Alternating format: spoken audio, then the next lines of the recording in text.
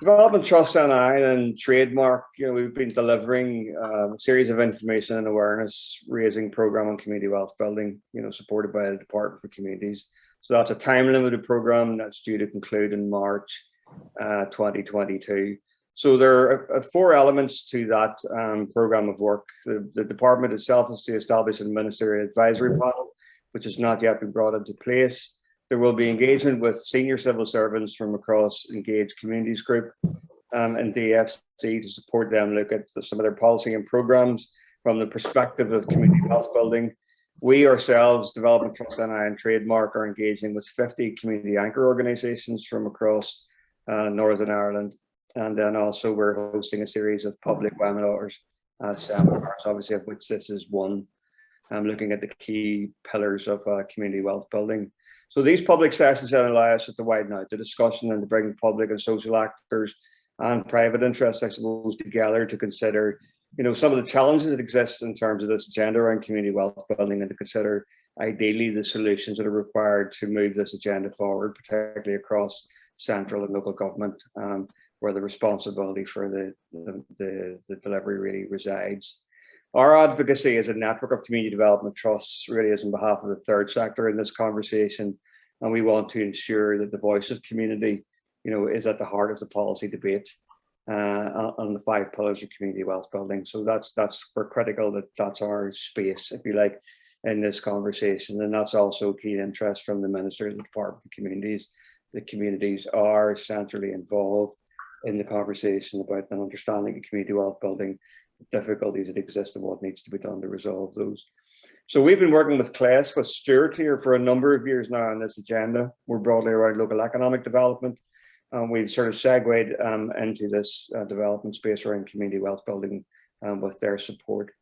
So there are 5 key pillars to it.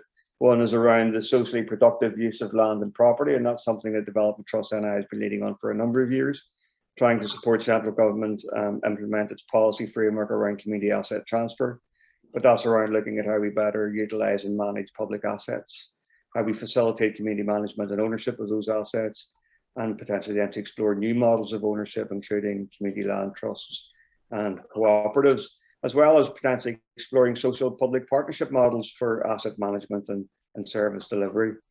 So we also have the pillar around plural ownership of the economy. So we're looking at how we can grow SME worker-owned businesses, community and social enterprises, cooperatives and new municipal businesses, and how we ensure that the skills and training supports needed for a more plural economy are made available to existing supply chain providers. We're also looking at fair employment and just labour markets, including working to move people out of work poverty, which ties in with a number of other policy interventions that the Department for Communities, to remove zero-hour contracts, to introduce the real living wage, and to bed down the local labour partnerships, which are now established, and to engage VCSEs as pathways into employment. So we know Belfast is setting up a public anchor network at present. At the same time, DFC have asked councils to move forward on that space to deliver a reduction in economic activity or inactivity and long-term unemployment, and to bring Northern Ireland closer in line with UK rates.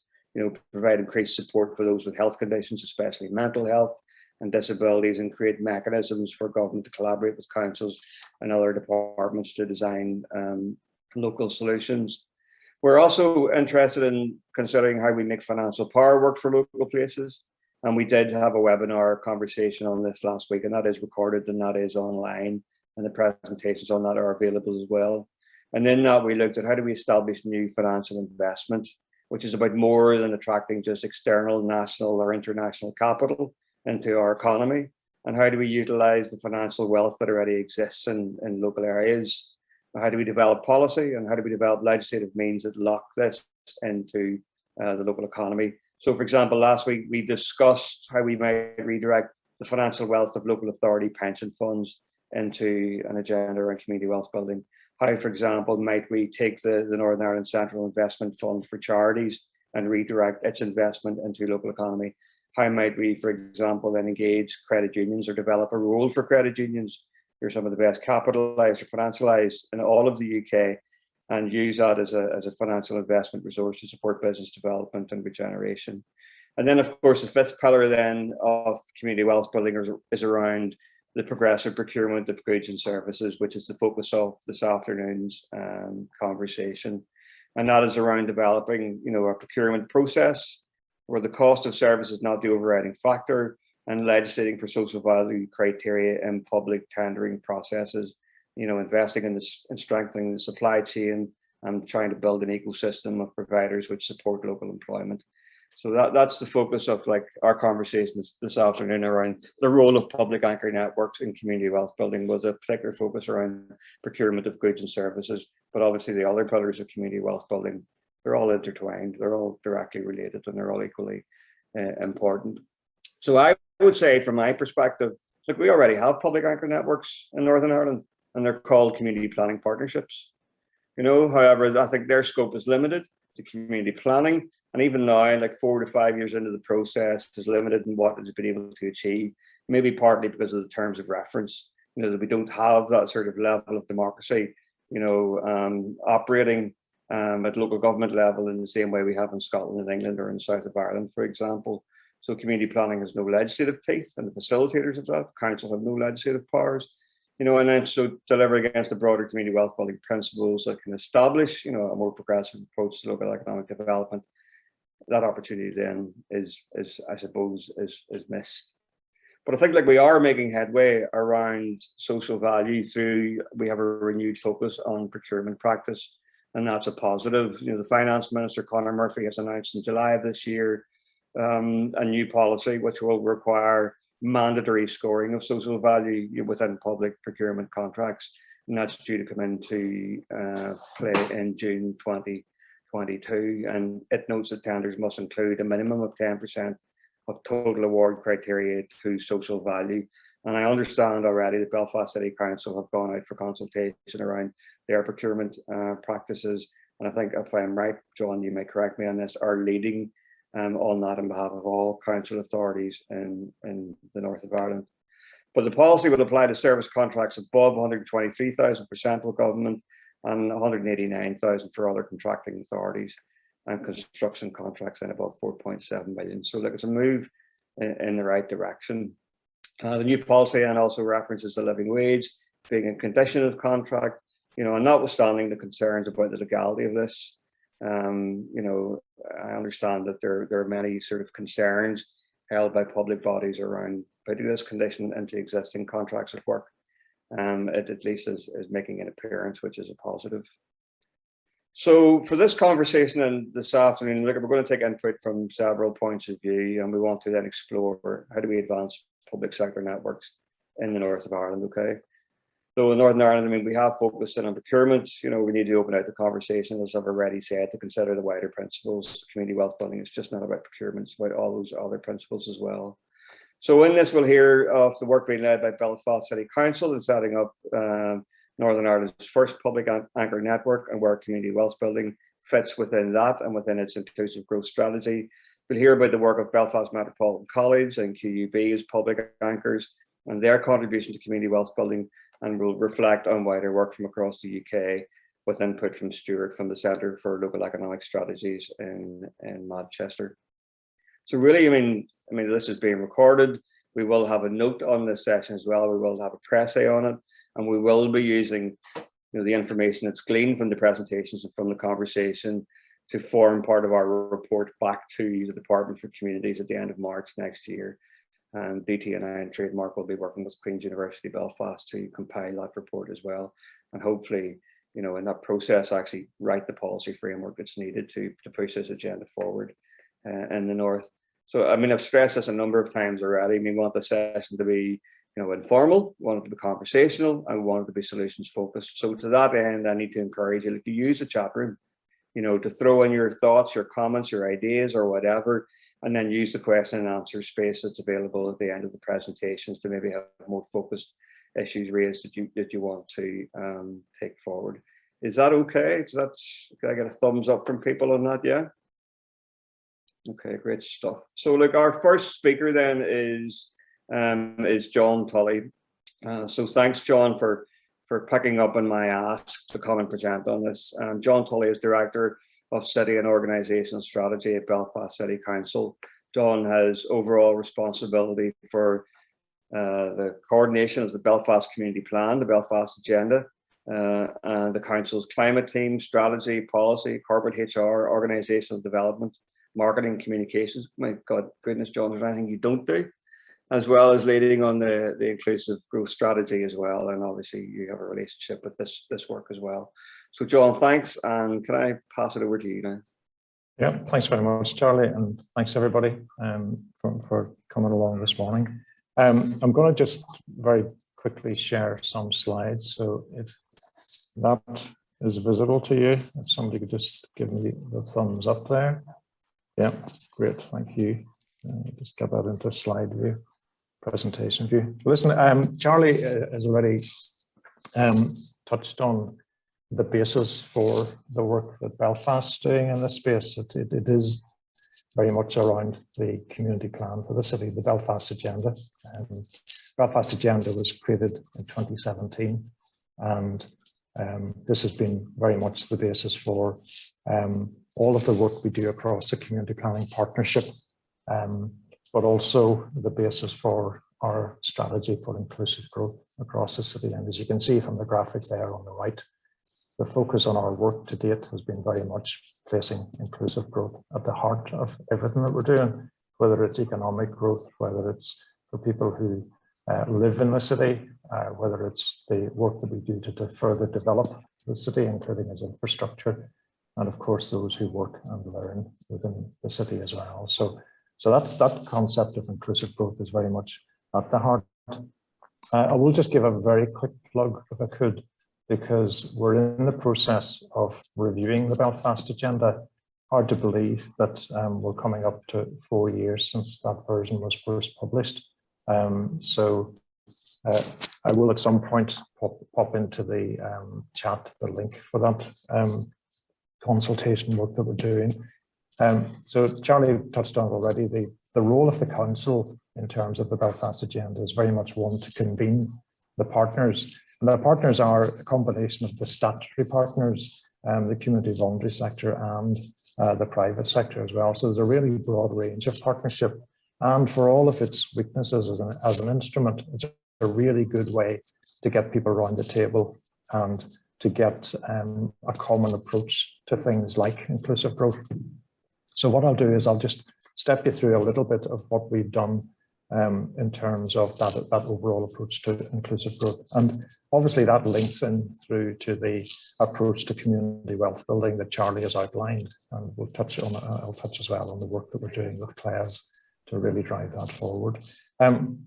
So we have the Belfast Agenda as a city strategy, but there was a really strong commitment from our elected members to really give added focus to inclusive growth and really to drive that forward as an anchor institution in the city, and really to set out our stall as an organisation, so that we would get our approach clear, but we could also ask others to join us in that journey in terms of being able to lead by example. And then this is very much all the conversations we've had with other cities, and Preston is the one that always springs to mind when we're having these conversations, is that this is very much the work of many hands. And we really want to get to the point where that collective effort is very much right across the city in terms of those statutory partners, community and voluntary sector organisations, and of course all of the private sector across the city as well. So that really was where we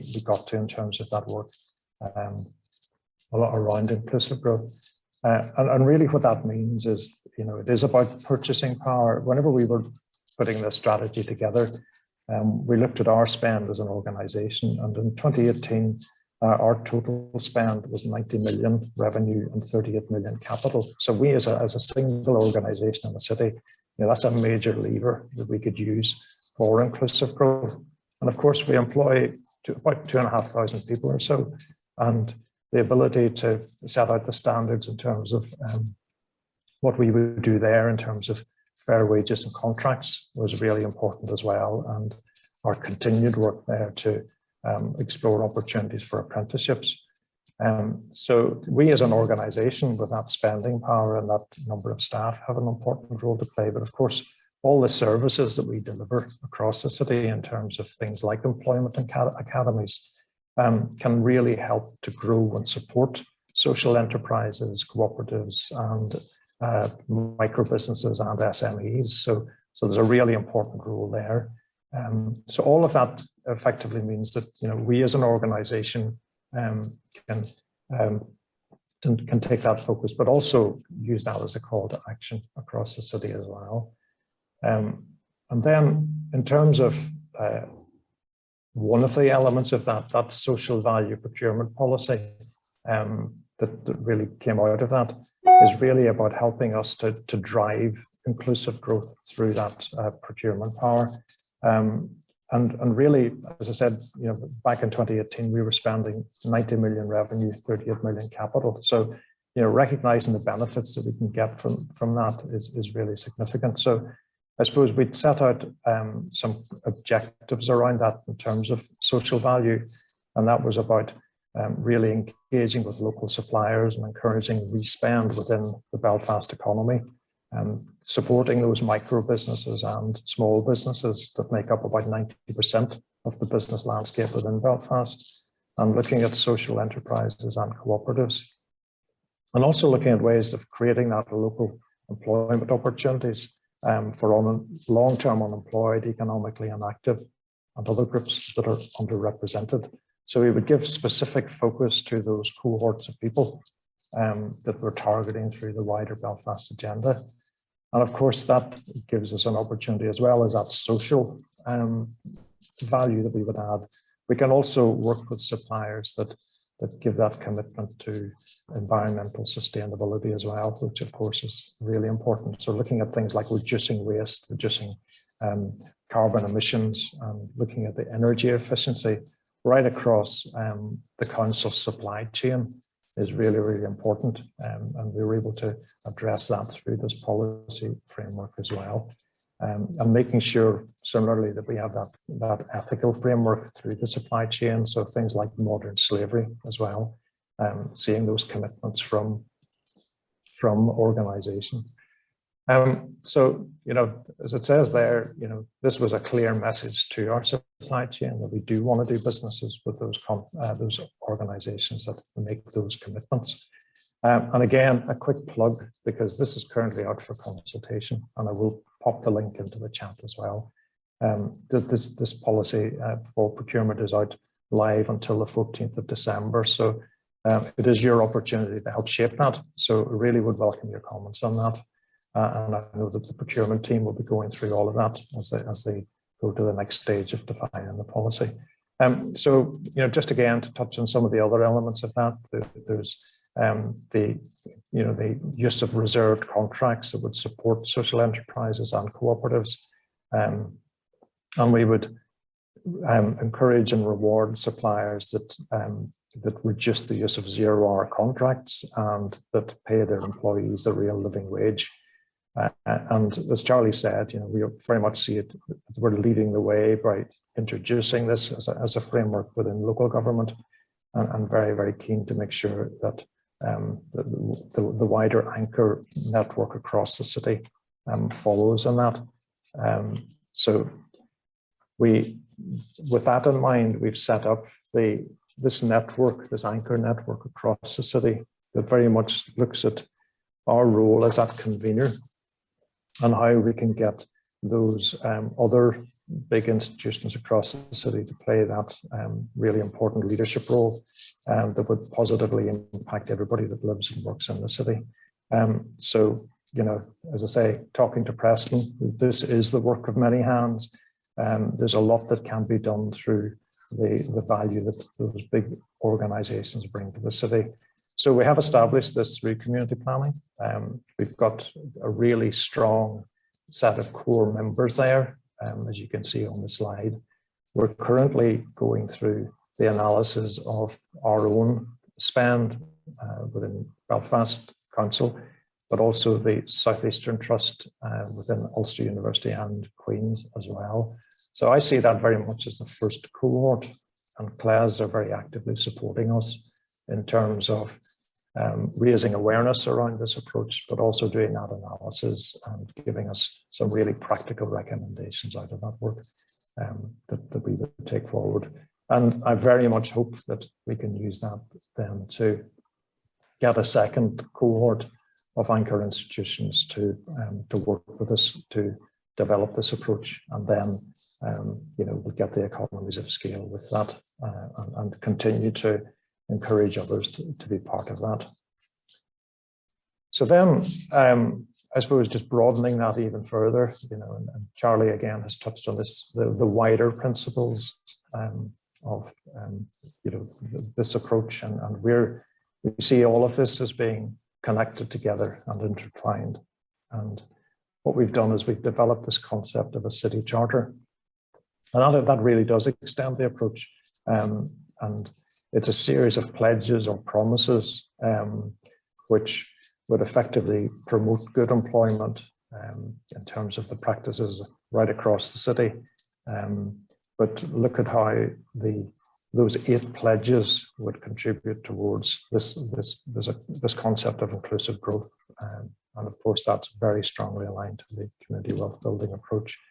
So as you can see on the slide, we've been working very closely with a group of 16 organizations there that have helped us to put shape around this here. It's still in draft. It's still very much a work in progress, but we have engaged with over 130 people and 25 organizations as we've shaped this. And that working group, as you see on the slide, has really worked together to co-design this approach. And I think we have something here that is really, really positive for the city. And the next stage with this really is to take that forward to public consultation and to really get a strong sense of how this would be used by all types of businesses across the city. And these are really the desired aims from that working group. So as you can see there, it is about creating that better city for everybody.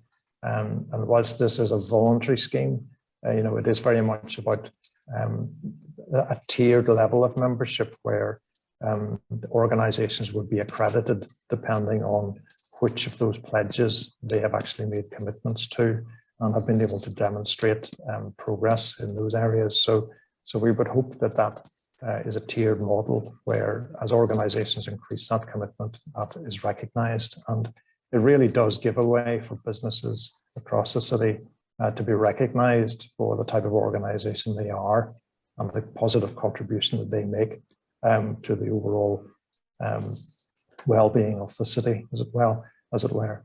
And as I say, we will be testing that with a wide range of businesses and promoting it with them, and also doing that public consultation ahead of formally launching this in the very near future.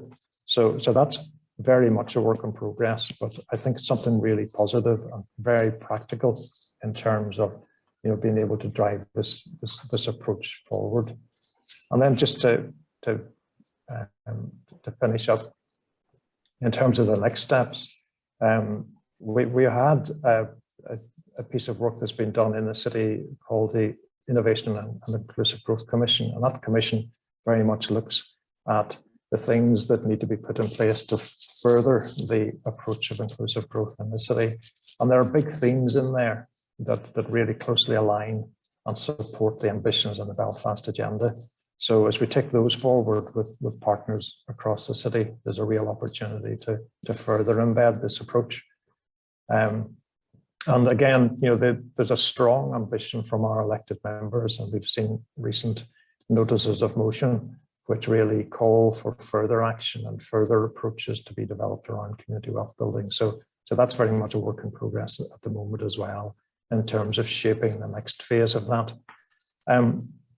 I've already mentioned the refresh of the Belfast Agenda, and that again is an opportunity to further embed that in our long-term plan for the city and really put shape around that. And one of the things that we want to do there is to have a very practical focus on the collaborative actions that we take as the partners within community planning over the next 4 years, will drive forward that inclusive growth approach. So again, really practical opportunities there.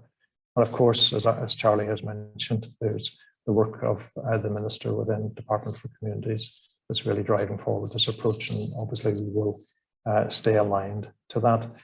I would just finish by saying that, that there's a huge amount of work goes on as well through the core business that the council does, that really contributes to that. So we have a social enterprise and cooperative program that supported 40 organizations with one-to-one mentoring, advice and guidance. And we've been working with cooperative development organizations to enhance the level of engagement we have there and deliver outreach events, which has attracted a very substantial attendance. And there'll be further events of that type. And in mid-October, the council launched a social economy fund that will further support the sector and again provide financial assistance in this case to organisations that have engaged with the council and allow them to demonstrate the approach that they're taking and get some financial support to drive that forward even further. So I suppose the message here is that this is very much a working plan. It's a living plan that we'll use, and we'll expand that further, into other areas that align with the community wealth building approach as that progresses. And as I say, a really strong ambition from our elected members to do more through that notice of motion. So that about wraps it up for me. Charlie, thank you everybody for your attention, and hopefully that gives you a glimpse into the work of a lot of people within both the council and that broader landscape. Clearly there's a lot of work by our procurement and our human resources teams to put shape around that as we develop that as an organisation. And similarly, as we reached out across the anchor institutions, there's a huge number of people that have made all of this work possible to date. So thanks for that. Thank you very much, John, for that contribution. And I could say from my own part, Belfast City Council has always been open and accessible, to conversations around the work that we do as a development trust network and what our member organisations deliver across Belfast, and in particular, in terms of their public service, their economic development activities in their communities of place. So it's like, John, we'll have to go at some point, so I'm really keen to encourage you to put questions to him now, and I'm also really keen that you rename yourself, what your proper name is, and take Stevie McGurk off your name. That's a little bit of a glitch on our part, I suppose just to kick it off, John, although the questions will maybe come after this, in terms of establishing or trying to establish the public anchor network, how has the wider public, first of all, what was your approach, what was your reach out to the public institutions that are operating in Belfast City Council area, and what was the initial response? Were you selective in terms of the organisations you targeted, understanding there might be a willingness to engage, or did you reach more broadly out to all public institutions? Yeah, I suppose we started, again, it's the power to convene the community planning partnership really was a starting point here, Charlie. So we very much started with that, with those statutory partners. And I suppose what we wanted to do there was demonstrate the approach and the strength of the approach, and get those organisations to work with CLES, to do some practical analysis and then showcase that to others. So I suppose that's why we've taken that phased approach of, the first cohort being small, so we've ourselves, as I said, Southeastern Trust, Ulster University and Queen's working on that. So we're not too far away from getting the analysis back from CLES on that. And as soon as we get that, we'll be showcasing that to as many partners as we can. And if there's anybody on the call here today that's interested in becoming part of that, I'd be delighted to hear from you.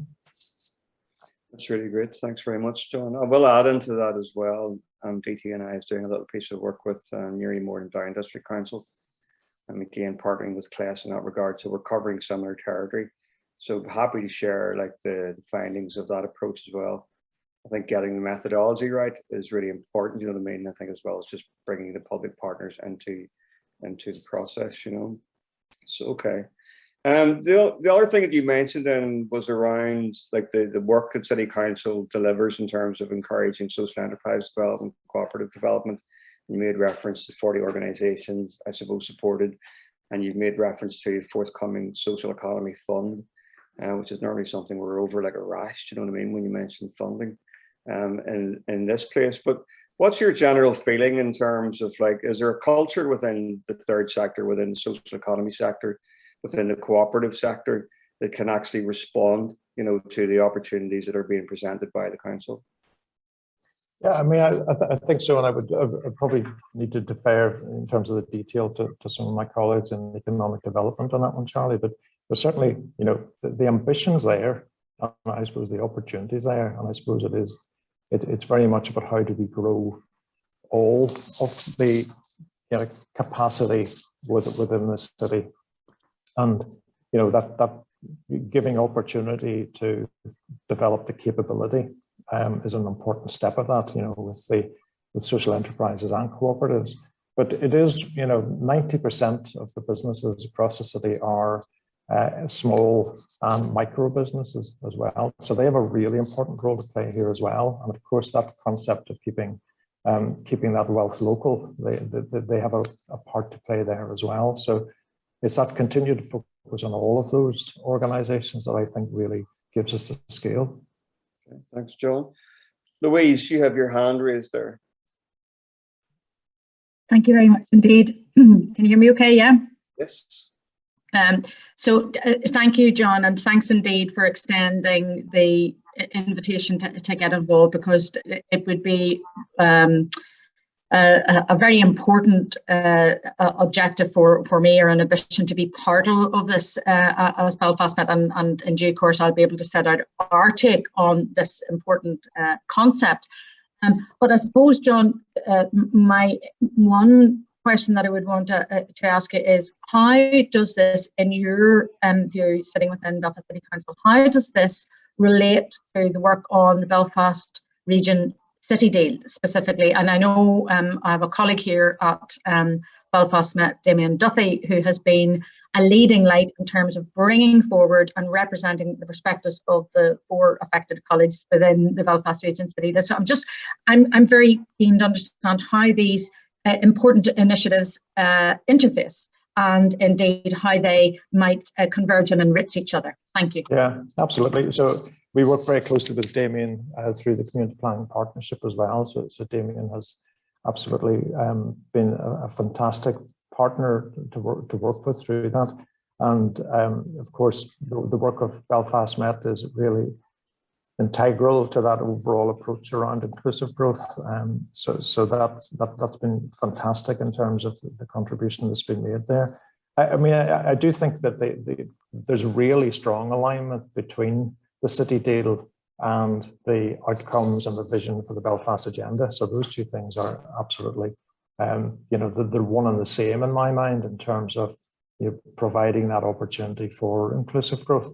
And as the city deal work progresses, you know, the opportunities for strong alignment there, it you know, will become very, you know, very clear to us. And you know, as recently as yesterday, I was meeting with Mark Gillen to explore where, you know, where there's linkages there in terms of aligning things like the challenge fund mechanism with the real challenges that we see in the city. And you know, so I think that there's really practical things there that once we, you know, once we get through the next stage of the city deal, that those things will become, you know, they'll move into very practical space. So I suppose I'm looking forward to conversations between, you know, the partners within community planning about articulating those priorities and challenges in a way then that the approach has been taken to innovation within city deal. You know, that those two things can be aligned. So I'm really optimistic that those two things are one and the same in terms of getting to those long-term outcomes, Louise. Thanks, John. And thank you very much for that. And just as an add, given what you said about your important document is still in draft, we'd be very keen to contribute and support you at this stage. and of course to become part of the network as soon as we can. Thank you. Great, thank you. Thanks, Louise, and we'll come to you, Louise, shortly. Okay, thanks, John, and I hope you can sit around for a bit and hear the next couple of contributors and see how the conversation then progresses. So I'm going to move on now to Professor Emma Flynn. Emma is Pro-Vice Chancellor, Queen's University Belfast, for Research and Enterprise, and she's responsible for enhancing the university's high-performing and innovative research environment. She also cultivates and advances effective relationships and collaborations with key institutional partners, including funders, government, health bodies, businesses, and charities, which is our sector at regional, national, and international level, driving the university's world-leading reputation for research excellence. Emma, over to you. It's lovely to be here. In fact, it makes me sound like I'm a jack of all trades and potentially a master of none. So I suppose for those of you who want a bit more of an understanding about what I do actually do, so I'm the Pro-Vice Chancellor for Research and Enterprise, and what that means I'm in charge of, as part of the executive team at Queen's, is I am in charge of the research and enterprise community that happens and work that happens within the university, and our relationship with our partners external to the university. And that's everything from how we generate ideas, how we carry out our research, and then how we have an impact in the world. And we're at the, I suppose, the thing I want to start off by saying is we're at the beginning, or in the process of writing our university strategy for the next 10 years with a 5-year plan. And being a civic university that has a responsibility for the place that we live is absolutely a central key pillar within that. We see ourselves as responsible for our local engagements, our national engagements, and our international engagements. But we really do feel the responsibility of our local community, and that we see that as Northern Ireland. This is, I suppose, underpinned, and we have a history of this over a long time. Our social charter was written and we signed it in 2017, and we've been building on that ever since. And I suppose the way that we want to see the impact that we have in the world is through partnerships. We can't do this alone. We don't want to sit in an ivory tower of a university and to, tell people what to do. People have had enough of experts, is what I believe people have said about universities.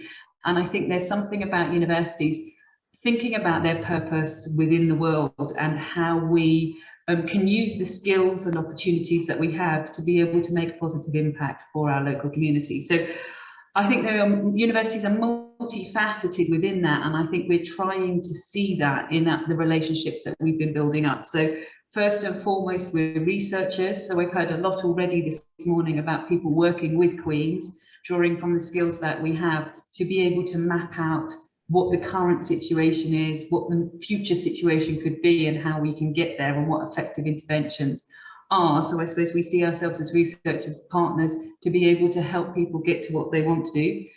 Brokers, I mean, the Belfast Region City Deal is something that's been mentioned. I'm the academic lead for the innovation pillar, but it also covers skills, tourism, infrastructure, digital development.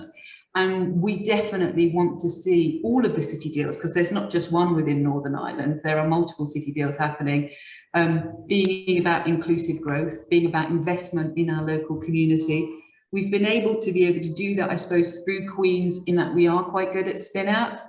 We have been able to set off various economic development opportunities within Northern Ireland, and we want to draw some of that back in and to be able to build that capacity.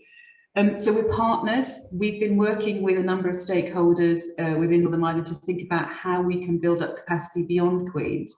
So one of the things I was doing over the summer was working with the civil service about inclusive economic leadership. So how do we get more women being entrepreneurs or to be leading in business sectors? How do we get more people with neurodiversity within this? What are the barriers? How can we work with industry and other charities and other businesses to be thinking about how they can change their policies and their access to be able to supporting different ways of working? And I suppose one thing, and it links in with Belfast Met, is around skills development. So within the Belfast Region City Deal, within our commitment to seeing more entrepreneurship, more social enterprises, is about how we take our cohort of undergraduate students coming in and give them the opportunities and skills to be able to think about what they can do in the world and the impact that they can make, whether that's during their time of study. So we do homework clubs, we do impact groups, we work with local stakeholders to solve some of the problems that they have, or when they leave, maybe they don't want to go into a job in the civil service or in a university or in a business. Maybe they want to go out and do these things for themselves. How can we give them those skills to be able to have some social capital, to be able to go off and do that economic development? So I suppose, you know, I'm here as an anchor institution just to say that we've absolutely committed to this kind of community wealth building, to be researching it, to be offering potential suggestions and interventions, but also to be delivering those interventions as well. So I think that's kind of everything I want to say, but I'm very happy to have any questions about any reflections that we are doing or that people want to hear about anything that we might be doing in the future. Thank you very much, Emma, and I'll just leave the chat room open, and if anybody wants to come in there with questions, comments for Emma, you know, please feel free to do so. I've got a few things I suppose I want to throw at you. They're not necessarily curveballs, but one of them might be, like, you know. So first of all, Queens in the community, which is part of your wider sort of outreach to those marginalised spaces which are in the geography of Queens, if I can call it that, and the markets, Lower Ormeau, Donegal Pass. What do you see as, you know, the potential that work might achieve in terms of connecting some of its outcomes with community wealth building? I mean, we've already got that work underway, and one of the things that we are funding through our strategy, so I'm just checking I'm unmuted, is the Queen's Communities Place. So we are already doing a number of partnerships, and this, I think our most important thing is about listening, first of all. What do people want to do? What do they want to be? And how can we help them get there? And we've been working with schools. We've been doing outreach, taking students through pathways of opportunity as well, thinking about how we can build up that connection between FE and higher education, and how we can make sure that we don't have students dropping out. So I think we've been working with those partnerships to understand what they want to be, to help them broker into some of the other discussions with the local industry, with Belfast City Council, with the Belfast Region City Deal, and then thinking about what we need to do as an institution to make that happen. So linking up better with FE, linking up better with schools. So I think there's lots and lots of opportunities that we can see within it. Yeah, and of course, then as a regional public academic institution, I mean, that connects to all of Northern Ireland and further afield, not just the local geography of Belfast. Yeah. Okay. Yeah, so I mean, I suppose we've also, one of the things that we can do because of our size is to think about how we connect up Northern Ireland and regions within Northern Ireland to opportunities that the UK funding can give us. And we've seen that recently with Strength in Places bids. We've been successful across two of those. One with Artemis, that is currently based outside of Belfast, will be coming into Belfast, and one that's with Seagate up in Derry, Londonderry. And that connection from Derry, Londonderry down into Belfast. These are, I mean, I think the first one was £30 million worth of investment, and the second one is £45 million worth of investment. This is more jobs, it's more opportunities, it's apprenticeships. It's not just about the universities. It's about, you know, developing the skills base across FE, across schools, across universities as well for these companies. So I see us not just in terms of those partnerships at a very local level, which are very important, and it's very important for us to understand our local community, but also drawing in that investment to help deliver those opportunities as well. And I think that's what Queen's should be doing. It should be working at scale, I think, as well. So thanks very much. Okay, look, you may not be in a position to answer this question, but I'm going to ask it anyhow. I mean, John made reference to the 90 million of revenue they have and 30 plus 37 capital annually. But I mean, in my understanding of Queen's is a consolidated fund of 350 million, you know what I mean? So it's quite a hefty amount. And I know you're engaged in conversations around that public anchor network and procurement as part of the focus of that. But what's your general thoughts in terms of how, you know, the impact of that expenditure can actually be used more productively to drive a community wealth building agenda? I mean, absolutely. I think it's what we would want to see, and that's why we've signed up to this. I think something that we need to be a little bit careful about when we're bandying about, you know, investments and money and stuff like that, lots of this is already committed. So with the Belfast Region City Deal, we're putting £20 million into those buildings ourselves. So it's not that we are just expecting somebody else to come along and pay for this. So I think that we are committing to local regeneration with some of the money that we are spending. But absolutely, I think we need to be abiding by the principles that, you know, that, and the values that our social charter is laying out. Great stuff, Emma. Thank you very much. And Emma's going to remain on the call with us. So please, again, do submit your thoughts and ideas to our chat room. As I said, everything will be recorded, and we will be using that as part of our wider report. Okay, our next contributor then is Louise Ward-Hunter. So, I mean, just before Louise, I'll give you your introduction first, which says prior to her appointment as in April 2020 as Principal and Chief Executive, 2 posts, mind you, at Belfast Met, Louise was Deputy Secretary for Housing and Urban Regeneration at the Department for Communities. So she's well versed in all of the policy conversations around community wealth building. She's been a senior civil servant for over 13 years, worked across a range of government departments, including education, agriculture, environment and justice, strongly committed to diversity and inclusion, and was both gender champion for the Northern Ireland Civil Service and Northern Ireland Civil Service Women's Network. I think prior to the civil service, and you did a long stint in Common Purpose in Belfast, if I'm reading your biography correct. Yep. So before I hand it over to you, Louise, I just wanted to maybe just say something that I think is really relevant to this conversation around community wealth building. And it connects for me like voluntary and community social enterprise organizations who are delivering, you know, a wide array of public services with those institutions who have got assets available. So, and this connects back to John's work and Belfast City Council as well. So the example I want to point to is Solace, I suppose, who have the former Parkmore building that was a Belfast Met property before it was being disposed, and you reconfigured and got your new buildings together. So I mean, with the, you know, there's a policy framework around the use of and disposal of public assets, and in this instance, like Solace were able to avail of the opportunity to acquire Parkmore with the agreement of your estates team through a capital investment made by the local investment fund. So I mean, that's really supported that organisation grounded service in that place.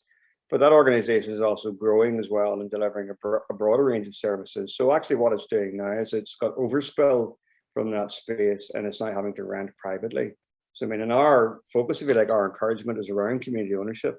But what we have done, or what they have done, is we've identified that another building of yours, which is Riddle in the Shankill Road, which abuts the Department for Communities building, is sitting empty, and it's been sitting empty for a number of years. So we've got some sort of indicative figures around the cost of that. But our thinking in that is like, there's an organisation who's keen to move into other premises, is keen to expand its services, and in doing so, you know, potentially makes a significant contribution to the regeneration of part of Belfast that is like in decline, and also potentially then create an opportunity for skills training and employment in the service area that Solace is renowned for. And that, I suppose, connects back to the purpose of Belfast Met as a further education institution. So there are connections there across it. I think so. I'm just acknowledging the work that the Belfast Met have done in terms of Parkmore has been, you know, really progressive in this space, you know. So thank you, and over to you then, Louise.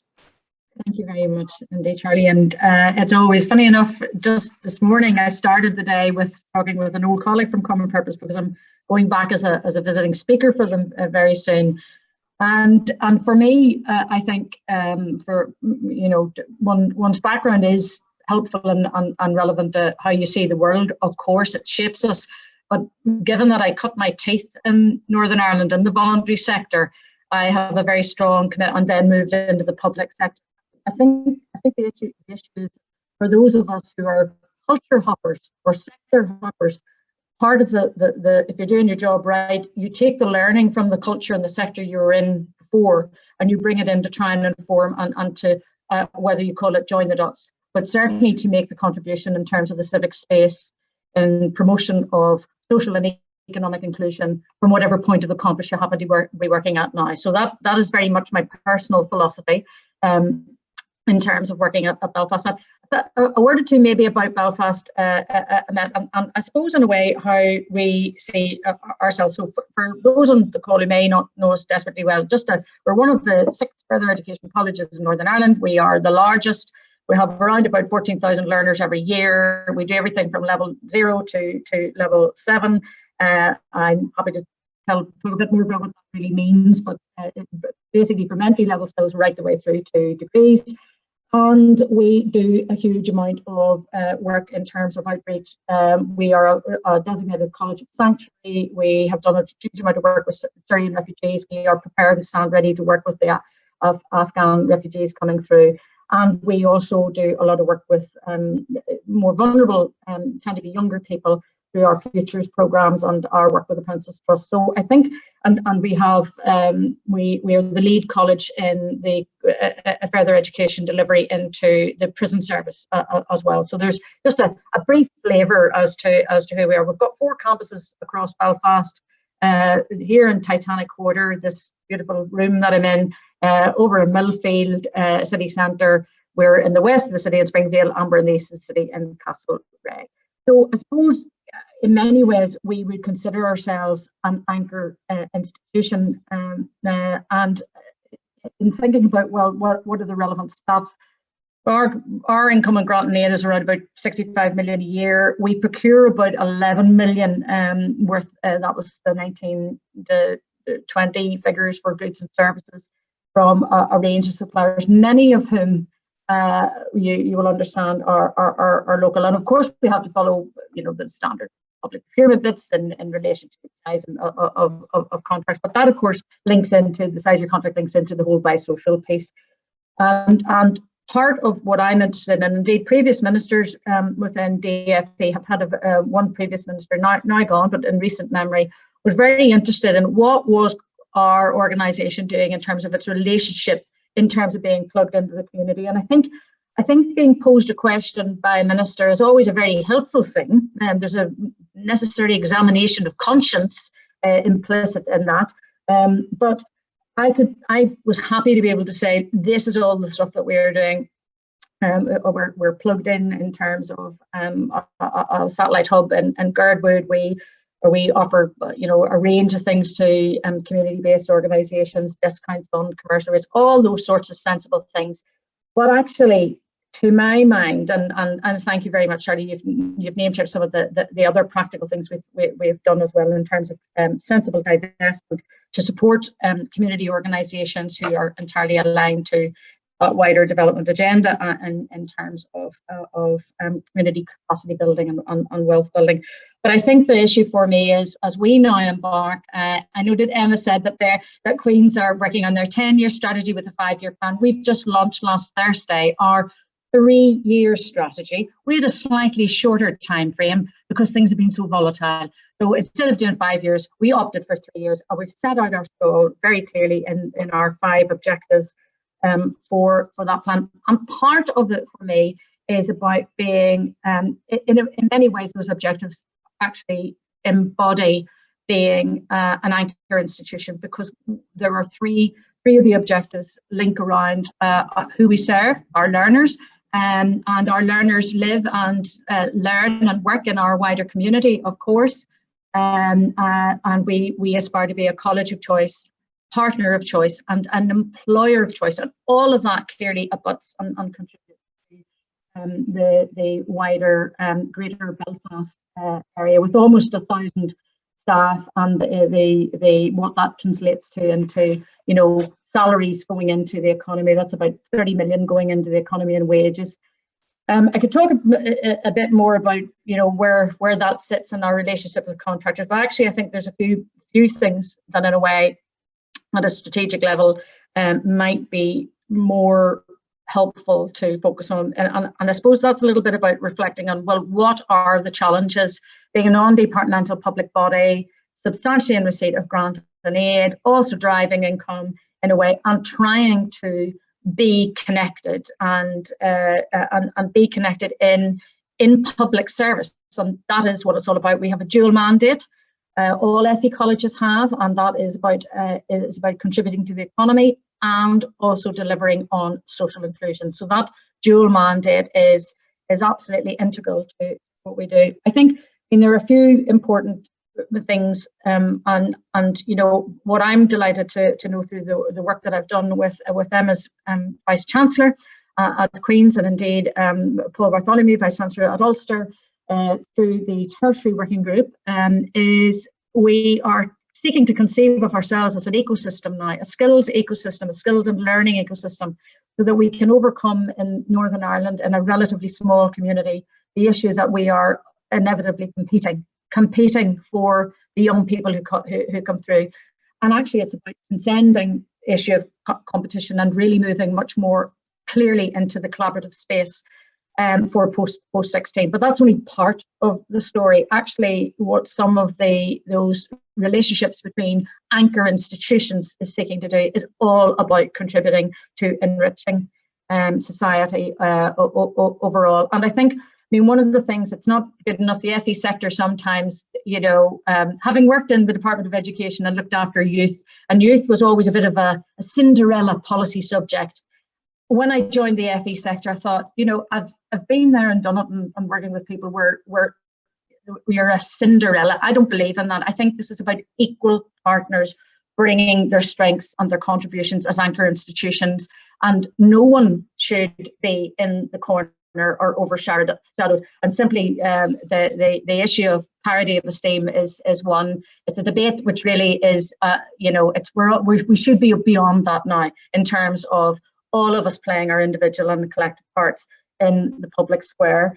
I think one of the issues for me is at a practical level is the sustainability. In being an anchor institution, you have to understand that your sustainability as an institution is fundamental to that wider well-being in terms of community wealth building. And I say that having done a lot of work at DSC and having John would have known me back in the day, because I used to be responsible for DFC's role in engaging on community planning. So I certainly have a background in that.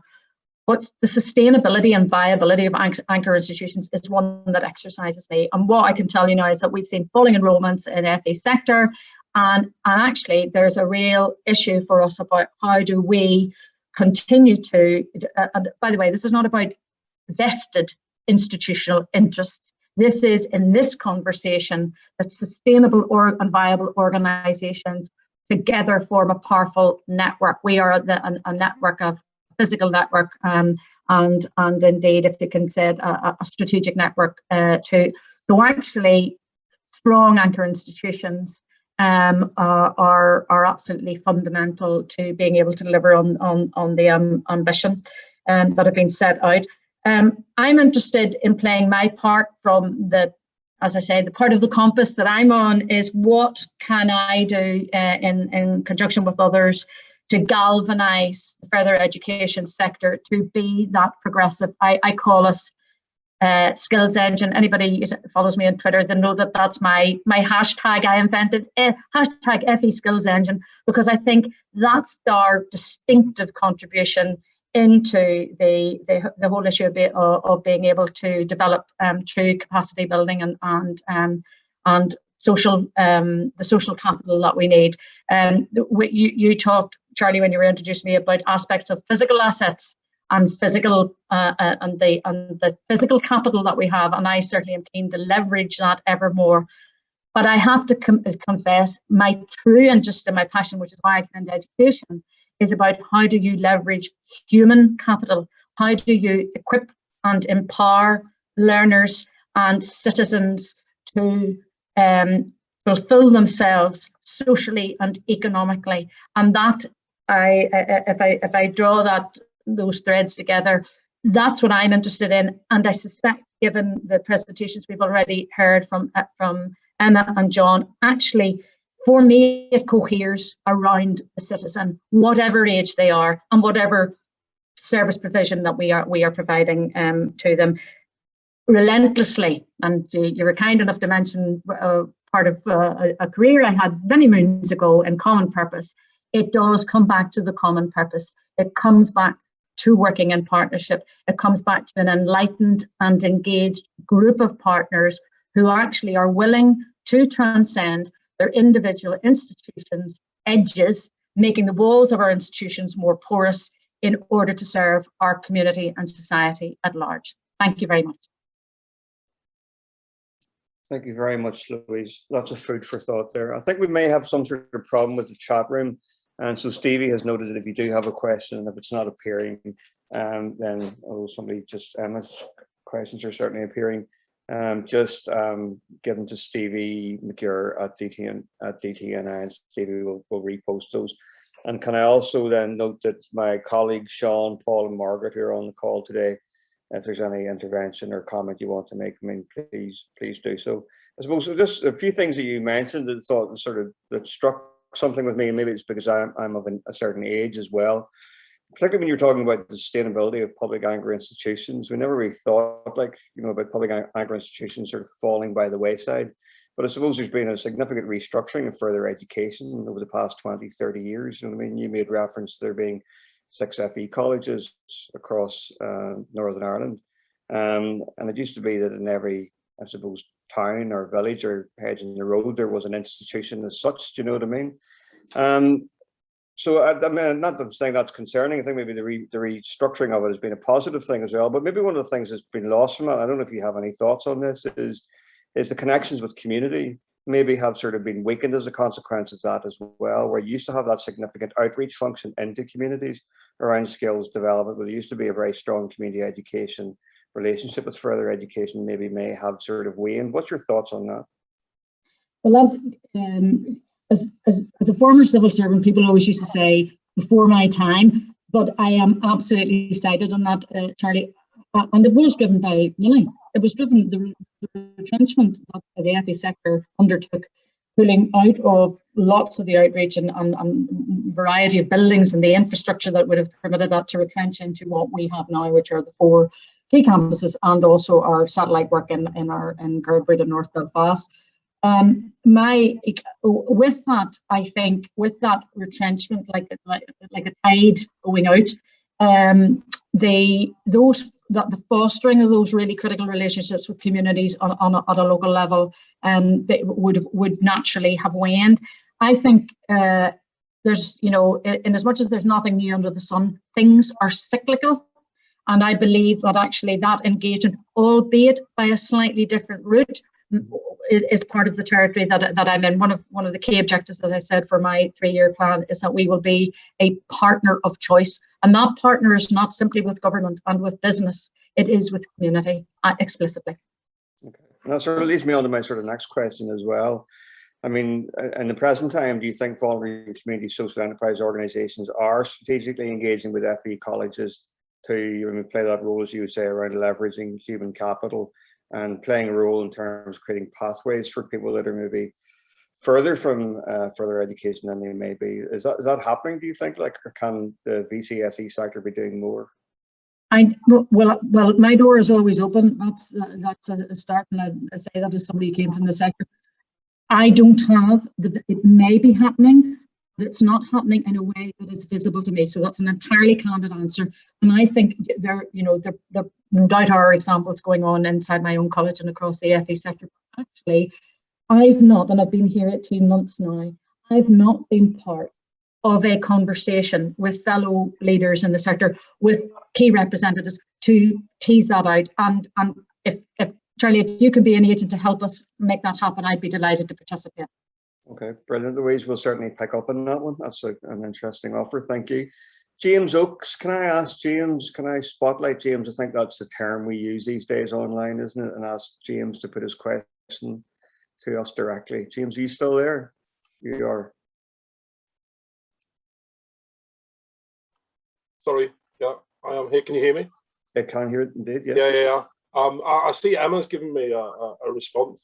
But yeah, I mean, a couple of different things. I posted the question on there, which was about, cities in many ways, they're great places for kind of serendipity, and you get a lot of that when you've got that element of transience in a city, and we need that. And as Emma's pointed out, that's crucial for parts of what the universities do.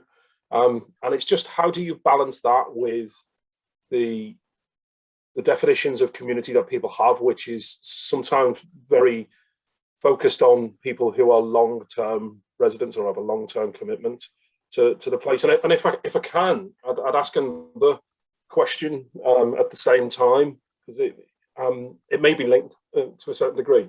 I recall there's a really good essay by Doreen Massey called Geographies of Responsibility from, I think, maybe nearly 20 years old now. But she points out that kind of the politics of place is emotionally charged, and probably nowhere more so than somewhere like Belfast, where we're acutely aware of. So I suppose one of my questions would be, how can we use community wealth building to break down some of the divides we see when it comes to people's views of what community, in inverted commas, actually means? Good question, James. Thank you very much. And I'm going to throw that to Louise, first of all. Sorry, Louise. And you're on mute. I mean, yeah, Charlie, could you just quickly do, there's something I banged in there, as often happens, we shouldn't be doing it, trying to do two things at once, but you caught me on. So would you just summarize the quick question again? Yeah, James is saying, I suppose, like cities need an element of transience movement, I suppose, across people and organisations, and people and organisations do come and go depending on the opportunities and needs of a particular place. You know, it's about bringing new ideas, different views and practices, et cetera, et cetera. So that's all part of like our agenda of place. So how do we balance the need, you know, to have that sort of action in, you know, with the traditional definition of community, which is very, in this sense of Belfast, it's very almost boundary defined. It's either Tigers Bay, or it's either the Shankill, or it's either the Falls. Do you know what I mean? When actually we need maybe more fluid and more flexible definitions. And how do we integrate those two things to the agenda around community wealth building? I hope I'm doing that justice, James. You've probably put it better than I did. Thank you to both of you. Apologies for requiring the question to be reposed. I mean, I think a couple of things. For anybody who's born and raised in Belfast and then went away for a long time and then came back, if anybody else has had that as part of their lived experience, the notion of what constitutes our communities in Greater Belfast has continued to evolve. And as we know, Belfast was, of course, way back in the day, was really simply a series of villages. I think the influx of people from different backgrounds and different countries and so forth has fundamentally begun to reframe and reshape how we see ourselves, our newcomers, and I think in a very positive way. Although, as we all know, given regrettably the backdrop of the Troubles for so many years, and I say this as somebody who used to be a community relations policy person in DE, our ability to other ourselves in what was traditionally two communities still remains alive in our ability to others who may not fall into the old tribal notions. So I think that we aren't without our challenges in terms of harnessing and fully embracing and really living those values of diversity and inclusion in as a city society, if I could put it like that. However, particularly when I think about what we're trying to do in terms of skills provision in FE, and indeed the reskilling that is going to be needed, given the impact of the pandemic, I think there's a couple of points in there. One is that people have to adapt and change and evolve in order to gain the opportunities and take advantage of the economic opportunities there, and that naturally begins to shift things as to how then people identify within one sector or one community. So I think the external drivers for change on our society in Northern Ireland, or our society as a city region, will continue to have profound evolutionary impacts on the notion of what constitutes community. And I think anchor institutions must be live to that and must be actually willing to support communities, because that goes to the what used to be called old style community development and capacity building. It's the capacity to actually embrace change. Thank you. Louise, brilliant. Emma, you have your hand raised. You want to add to your earlier answer? First of all, I just want to say I apologise to James because I called him John in my answer in the text, but I just absolutely agree with what Louise has said. I'm well used to that, Emma. So sorry, and to say, well, it's difficult for me to answer this from a local context because I've only been in Northern Ireland and in Belfast for 2.5 years. So I am one of those incomers. I am one of those new people that come in and bring hopefully new perspectives and reflections.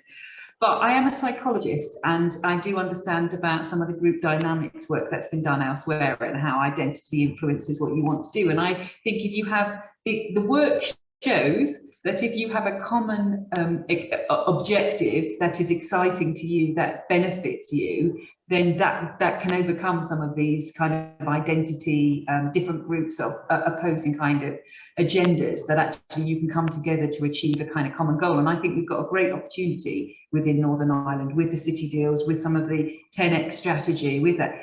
But I think for anchor institutions, and this is a little bit about what Louise was saying, our responsibilities to that we take everyone with us, and there aren't people falling between the cracks, and that there aren't people that we're leaving behind. So how can we make sure that when we have a look at our undergraduate population, that we are taking all of those different groups with us, whether they are neurodiverse, whether or not it's a gender issue, whether or not it's it doesn't matter. It's about making sure that everybody is on the bus and heading towards the destination, and is able to reap what they need from the opportunities that there are. And there are lots and lots of opportunities at the moment. Brilliant, thank you very much. John, briefly, just before we move on to Stuart, have you any further comment to add to that? John Tully, that is. Yeah, so I suppose I think for me, Charlie, a lot of this is about a different way of working together, and I suppose that James talks about the transient nature of cities. I suppose the way in which we as a council and the convener of community planning work with communities and the third sector, I think that needs to change. And I think that that co-design is a really overused term at the moment, but we're finding that the lessons from the pandemic in terms of how we work together, and Louise, I love the term Louise used there about the walls of an organization becoming more porous. I like that one a lot. So that for me, that's it. So it's about just brokering a different way of working together, and really being giving a sense of working in equal partnership with other organizations, regardless of what sector they represent, because we're all key stakeholders in the future of the city. Thank you very much, John. Okay. All right. Well, again, as before, please use the chat room. If you can't post directly, please post to Stevie McGurry, DTNI, and we'll get the question into the chat room. So just finally then, contribution from Stuart McDonald. Stuart is obviously Associate Director at the Centre for Local Economic Strategies in Manchester. His interests are planning, urban development, and he brings, I suppose, that area of expertise to Class's work championing people in place, something that we're very strongly in support of as well. So, Stuart, I know also that you're supporting the development of the Public Anchor Network with Belfast City Council. I know also that you've been leading strategically on community wealth building agenda elsewhere across the UK. So very keen to hear from you on this conversation. Over to you. Yeah, thank you very much, Charlie. I guess what community wealth building is an approach that we've been championing for the past decade or so, and we need to look at it in the big picture of what it is that we're really trying to do. We're trying to create better places. We're trying to create better livelihoods. We're trying to improve people's lot. And community wealth building comes at that with an objective to reorganize the local economy. But when we talk about economy, we mean everything around us. The economy is everything. So the economy is health, it is education, it is the environment. The word economy comes from the Greek word economos, which means the household. And the household is where you live. It's the place that you are. It's what's local to you. It's what's close to you. It's where you grow. It's where you thrive. It's where you develop. So when we talk about reshaping the economy for the benefit of people and place, it's reshaping all the structures around you so that they can support you and help you to thrive as a community, as a place, as a neighborhood, whatever that is. And we've got our model, which has got these 5 pillars. But we have to take that macro view of, where community wealth building really starts to have an effect, is where these 5 pillars are being addressed consecutively by everybody in the same space. So that's why we start with these kind of anchor partnerships, start to bring together the major institutions of place who have a significant influence. But of course, institutions of place don't represent the entirety of a place. So we need to also engage with the private sector, and your business charter is absolutely the way to start bringing business into that conversation. But community wealth building also has to bring the community into that conversation. So there needs to be mechanisms in which we engage with our communities, people on the ground, through a deepening of our democratic process, so that people on the ground can shape the economy, the economos, the space in which they live, and can gain more from that. So community wealth building is a very grand, very large kind of conceptual approach to how we reshape the economy. And of course, we have to start somewhere, and we have to get practical, and we have to work on the ground, and we have to work in real life. We've started in Belfast, as John set out, and we're bringing together those major institutions to understand money. Essentially, what we want to understand is, how does money flow through the economy of Belfast and Northern Ireland? Where does that money flow to, and who benefits from it as it flows? And specifically, we're interested, where does that money flow out of the local economy? So what we're trying to do with the institutions in Belfast is to get an understanding of how money flows through the Belfast economy, and to look then at specific elements of where that money is flowing outside of the local economy, and viewing those as an economic development opportunity. So currently, money will be flowing outside of Belfast, it will be flowing outside of Northern Ireland. And we really need to work to develop a detailed understanding of those supply chains and why they operate in that way. Which elements of that provide an opportunity for the growth of new businesses in Belfast and Northern Ireland, an opportunity for existing businesses to diversify and expand and move into new areas. An opportunity for the community to step in and provide an economic solution to a supply chain challenge. An opportunity to create new community-owned businesses, new social enterprises, new charities. So understanding the flow of money through the supply chain can really stimulate the growth of new economic development opportunity. And that's essentially what we're trying to do with the procurement pillar of the community wealth building strand. But for those opportunities to be realised, just knowing about them is often not enough. So that's where the other pillars start to come in. So when I said look at the pillars of community wealth building consecutively, if we want to build economic development opportunities in our locality, you're going to need capital, you're going to need finance to set up new businesses. We're going to need land, property, assets to facilitate the growth of new businesses. We're going to need people that can bridge the intelligence gap between what is demanded locally, what can be produced locally, and how to deliver on that. So business support, which bridges those gaps. And we absolutely need commitments in our charters to make sure that the work that we produce benefits those people that produce the goods and services for those firms.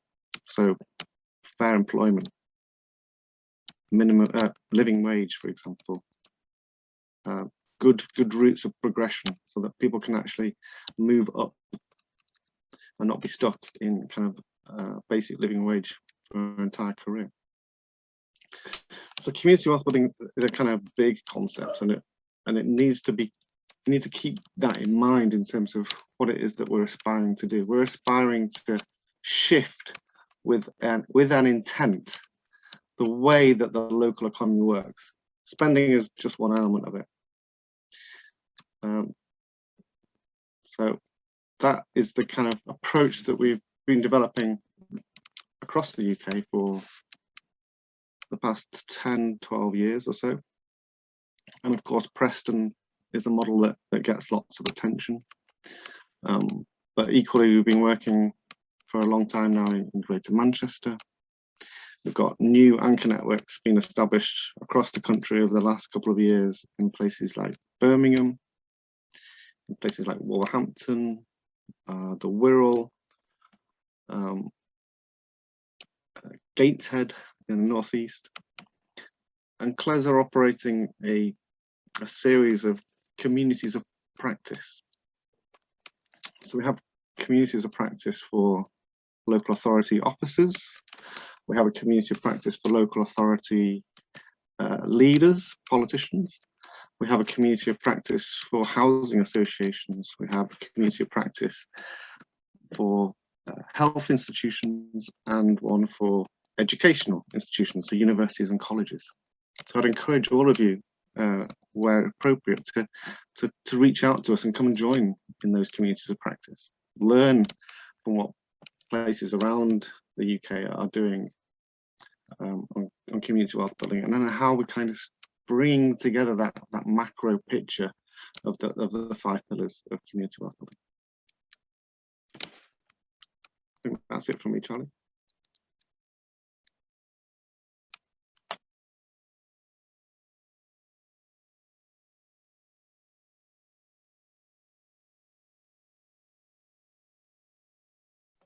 You're on mute, Charlie. I think you're speaking.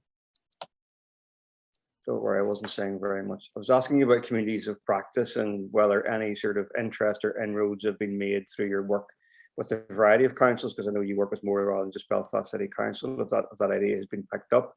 And then elsewhere across in the UK, where do communities, my definition of communities, the voluntary and community, social enterprise and cooperative sector, sit within that concept of communities of practice? Are they engaged in that? Are they reaching out to be part of that? And what needs to be done to ensure that they are? Yeah, we don't particularly have a community level community of practice. And this is something that we've been kind of wrestling with at CLES. You know, we're the Centre for Local Economic Strategies. We're a think tank. We are a group of 16 staff. So we're not a massive organisation by any stretch. We kind of know our strengths are in our relationships with local authorities.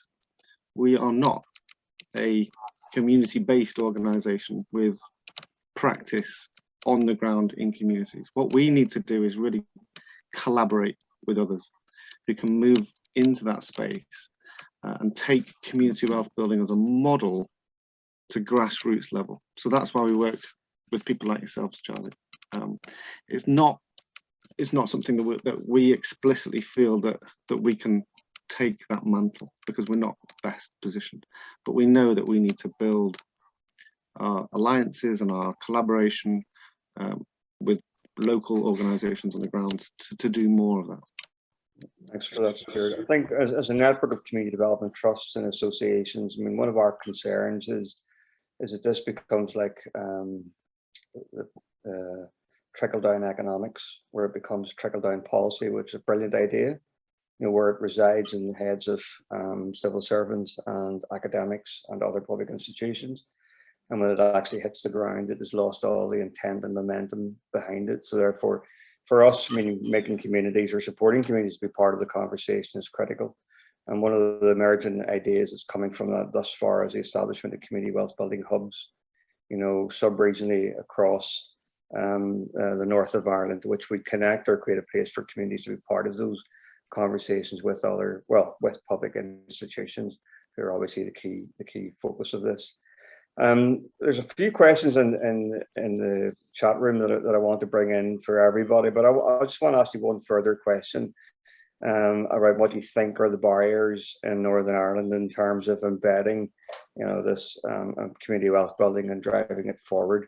I mean, I know your previous chief executive, Neil McEnroy, used to say, I mean, in some senses, Northern Ireland is awash with money. You know what I mean? It's awash with opportunities to do something really, really significant in this space, but seemingly for many years has failed to do so. Do you have any thoughts, without putting you on the spot there, as to what you think the challenges are? The challenges are no different to anywhere else, really.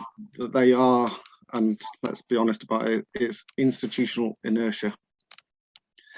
Because what we're talking about is a new conception of how the economy works. That's a big thing to change. As an institution, I've for the last 50, 100 years operated within these boundaries, within these confines, within these objectives. We're asking to kind of start to step out of that. Now that is very difficult. Changing institutional behavior is like turning the Titanic. It takes time, it takes commitment. Someone has to hold on to that wheel in that position for it to keep turning. You let go of it, it goes back the way it was going. So community wealth building across the piece requires everybody singing from the same hymn sheet. I've got lots of analogies here. But okay, it's that institutional inertia, and community wealth building perhaps isn't our biggest challenge. Perhaps climate is actually our biggest challenge, and we can see the impact of institutional inertia in the weather outside, the climate, the crisis that we're facing. So it's a big challenge. Okay, great, Stuart. Thanks very much for your contribution, and thanks for your continued support for our work in this area as well. Okay, I just want to go to the chat room then. There are a number of questions, and I want to bring in the order that they came to me. So Nolene Diver, can I get you, Nolene, to spotlight yourself or open your mic and give us your question, please? Hi, Charlie, thank you.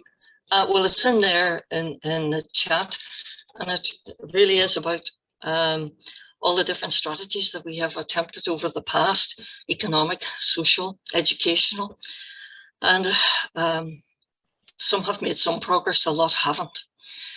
And the same locations and the same demographics are still with us. So I suppose I'm looking at the community part of the community wealth building, and I thank Stuart for what he has contributed just now. And I suppose I was asking the anchor institutions, what are their thoughts on gaining the buy-in and the partnership of local communities, those that they say, of course, that they serve. I understand that. What methods, what are they, what innovations are they attempting on that? Charlie will know, of course, that my hobby horse is that to do with participatory budgeting as one particular process that can be used to find out what are the priorities and needs of a community as they define them, and also their ideas for promoting the programs and the strategies that we have all been so expertly putting together for so long to very little avail. So getting over the economic disadvantaged or the educationally left behind, or all those awful phrases, what ideas are the anchors actually coming up with for that reach out to empower and bring in as partners the communities that they serve, but within, as Stuart put it, this much broader shift in the ecology of economics. That was it, Charlie, I think.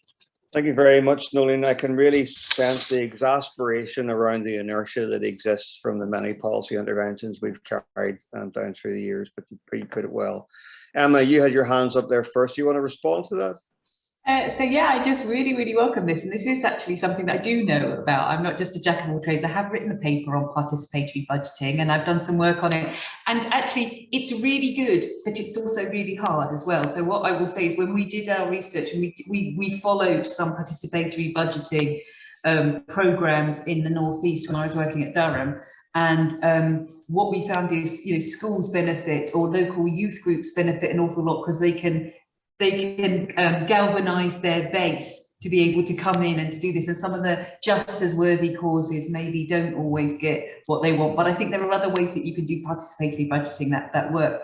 I suppose for me, what's the role of institutions? I think first of all, it's to listen, as I said at the very beginning, and to then do research, and then to reflect on that. The difficulty with communities is communities are multifaceted even within their community. So who is the person who represents that community? Do you want to elect that one member? That's why we work with councils and those sorts of network bodies, because they're meant to be the elected representatives of those communities. So the further down you get, and the multiple layers, it just gets more and more complex in terms of trying to engage with these. And I'll throw another phrase that I absolutely hate, which is the hard to reach. They're there. If we can't reach them, what are we doing wrong? They're not actually hard to reach. They're just waiting for somebody to come and have a conversation with them about what they want to do.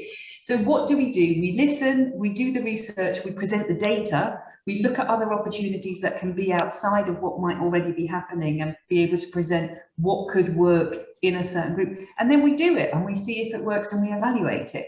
We do not have all the answers, and the answers come in partnership with multiple stakeholders around this. So that's what I see for me, for the Queen's role within this. It may be, I'd like to hear other people, if we're not doing things the right way, I'd like to hear about what other people think we should be doing too. So I'm very much welcome that. And I'm very happy to talk to you at any time about participatory budgeting, and to share the paper with you if you want to get in contact with me. So.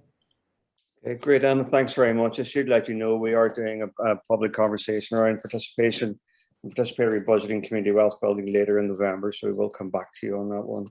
John, are you there, or have you headed on to another meeting? Would you like to comment, if you are there, on Lean's point? Still here, not for much longer, Charlie, unfortunately.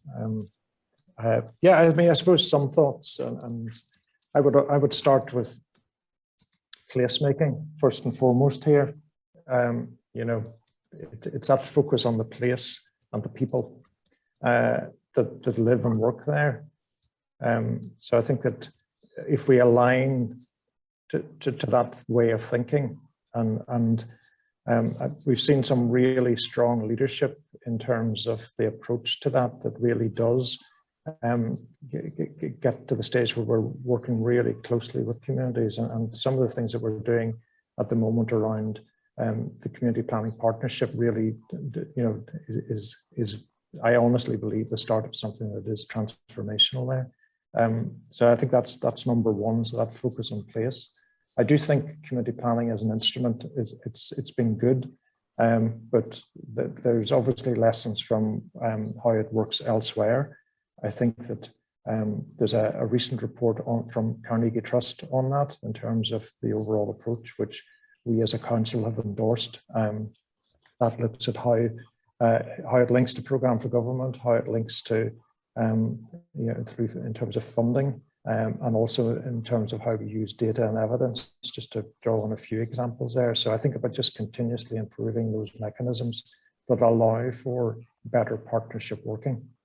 And again, the local community buy-in and the innovations there. It's about how that co-design approach takes place, how you actually work in partnership. And we've set up a sector advisory panel, which we use daily now almost, in terms of how we work within community planning. And there's representation there from 15 different individuals who represent the sector, as it were. And there's continuous conversations there now around how we develop action plans, how we engage across the city. So as we went out to do the engagement on the Belfast Agenda, we had a co-design group there that designed how we would do that and who we would engage with and when. So I think that kind of local community buy-in comes from that real commitment there to do that. I think as well, there's lots of opportunity in the near future around better alignment. So for example, Department of Health have been consulting on a new integrated care system model that again focuses very much on a locality or area-based approach. And I think that links into how we do community planning and that concept of placemaking that really focuses on the local needs. So those would be some examples of how I think we can, we can improve that local community buy-in and be really innovative.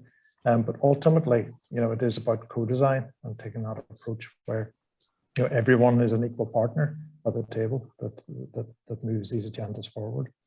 Thank you very much, John. Just before I bring in Lisa McLean, who's put a comment into the chat box here, can I just get very briefly then get a response from Louise and Stuart on Nolene's point is, and how do public anchors, utilize their roles and their methodologies to ensure that the many failed initiatives of the past are not repeated and that we overcome the inertia? Louise, can I come to you just briefly, quickly? Certainly, yes, and it's lovely to see Nolene again. And I used the phrase examination of conscience earlier on when I was making comments, and I think Nolene's her integrity speaks volumes. And really, what I am taking away is the only way I will know what to do is if I commission an audit of this. I could give a nice, neat answer. I have examples, but actually, to give a comprehensive answer, I need to go back and audit comprehensively what we're doing. So Nolene, thank you as always for the prompt. Thank you, Louise. Stuart. Yeah, I think kind of as I tried to allude to in my comments, we need to deepen our democracy. And of course, participatory budgeting is one way of doing that, but there are many other ways in which that can be practically done. More kind of proactive engagement, a rethinking of our structures for engagement, for political engagement, the role that councillors play and the bridge between the citizenry and the policy officers and officials in government and in other institutions. We really need to give people power over the direction of their economy, and we need to build the structures that can enable them to affect change. I don't think our current structures are anywhere near good enough to do that. Thank you very much, Stuart. Thank you. And thanks for the question, Nolene. Lisa, can I just jump to your comment quickly? Do you want to unmute yourself? And thank you. Yeah, it's. I think maybe John has answered part of this anyway. I think placemaking is absolutely critical to it. I've just been managing a community land trust in the Outer Hebrides for the past decade. I'm in the process of relocating to Northern Ireland, so I'm just trying to understand the different landscape right now. But for me, one big part of empowering a community, engaging them, but also giving them the leverage to be able to make the changes was asset ownership. That wouldn't have happened. I don't think that the community would have had the voice or been able to take forward a lot of the economic strategies that they adopted had they not had the asset and the control of the asset to have a seat at the table, to be able to co-design or have a say in that. So I'm really interested to hear, do the speakers agree that asset ownership actually is critical to it, or is it not? And what maybe would be the barriers locally within Northern Ireland to asset ownership as well? thanks very much, Lisa. My thoughts on that are well known. Can I come to you first, Louise? You need to unmute. I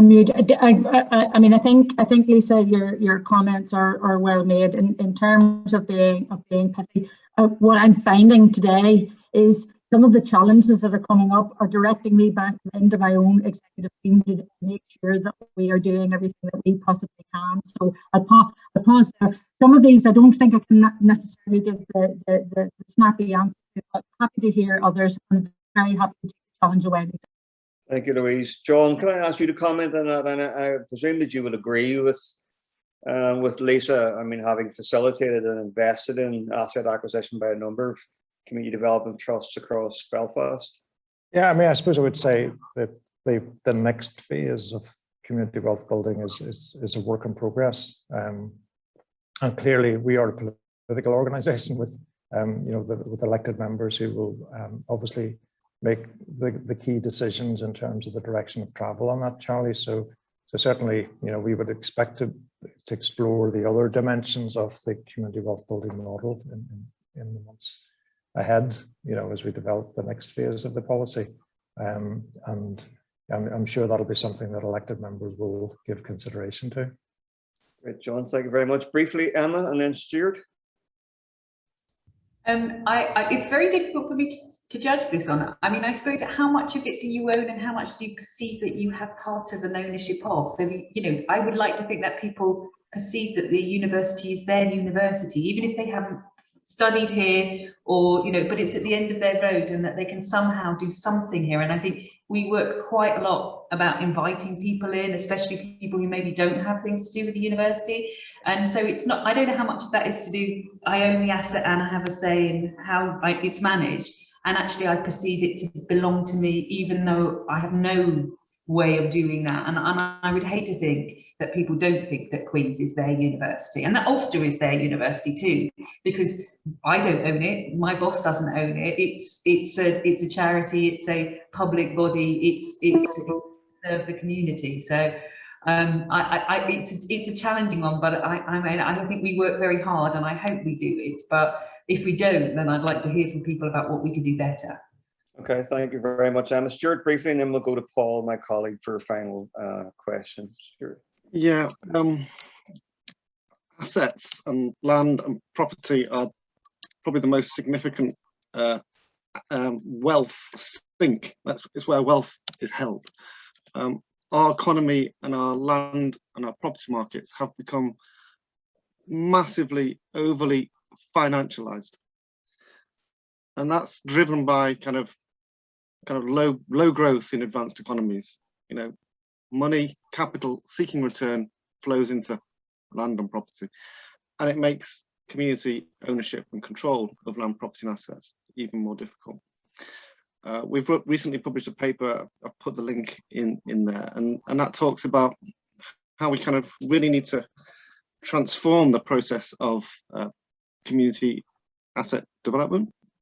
And a big part of that is our perception of the sector in terms of the risk that is genuinely perceived, that communities are not, they can own assets, but the private sector can do it better because they're efficient, and it's rubbish. The private sector will write a business plan on the back of a fag packet and a local authority will wave it through. A community group will spend 5 years putting a plan together, and the local authority will be like, I'm not sure. A private developer can leave a site derelict for 20 years, but it's the market. The market is market. A community organisation did that. No one would ever speak to them again. So there's this huge unlevel playing field around land and property, and that's made even worse by the planning system, which doesn't support community ownership of land, property and assets, and also the financing mechanisms are geared against community ownership of land and property. So I just encourage you to have a look at that link. We published that just last week. Yeah, great stuff, Stuart. And I would encourage you all to look at our own work in this space as well. Obviously, we've been leading and championing this cause on behalf of community development trusts and associations for a number of years now. And Lisa, I hope you'll reach out to us when you do finally settle here as well. I'd be really interested to hear about your experiences in the Outer Hebrides, whether that's Uist, South Uist, Lewis, or wherever that may have been. So yeah, keen for that. I mean, I think for us, assets, land and property, whether that's from tenant to ownership of title, is really, really important as part of the means of production for local communities as well, So finally then, a comment or question from my colleague, Paul. Paul, can I ask you to unmute and go ahead? Good. Okay, I suppose today is obviously about the Anchor Institution Network, and I suppose in listening to John's presentation, a big part of the focus, well, the main focus was on procurement, on what the anchor institutions would actually do. And I sort of think that it could be much more ambitious than that. If we look at the example of Birmingham, of what they're doing there is where the institutions are looking to find ways to use the assets they have available. So it's not just procurement, but looking at employment. How can, I mean, Emma had asked, you know, what more could we do? Well then, how could people from more deprived areas find employment in Queens? How can we create those pathways that people can actually get into those jobs? How can we work with the local employability providers to ensure that there are those career pathways? And, you know, and I mean, obviously health will be on board, whoever, that we are changing then the health indicators. We're taking a long-term strategy to actually make improvements for the city, for Belfast, for its residents. And so that we're changing as well those deprived areas and benefiting local people and ensuring that we're making best use of the wealth that's in our communities. I suppose I understand we're at an early stage with this. This all takes time. We have to get the figures and what the spend is and all that. That's around the procurement. But there's a timing element of this as well, in that community wealth building hasn't been factored in at this stage to the whole city deal process. I mean, in large part, okay, there's the lip service to community planning around it, but it was largely done outside by, you know, obviously it was a deal between the 6 district councils or whatever. They've come up with a strategy, they've come up with an agreement, but we're not seeing how the most deprived in the community are going to benefit from it. We're not seeing how that regeneration spend will make a real difference right across the city. I mean, also, if we're talking about the timing, you know, we've just, with the Ulster University, which should be a huge catalyst for regeneration and should make a real difference to Belfast. I mean, we've seen that spend happening, and the areas beside it, I mean, the areas just up the street from where I'm sitting here, I've only seen negative impact so far. And there is no plan about making a more plural economy. There's no talk with the university about pipelines for cooperatives, for social enterprises. None of that's happening. So there is no community wealth building planning happening around any of our current regeneration spend.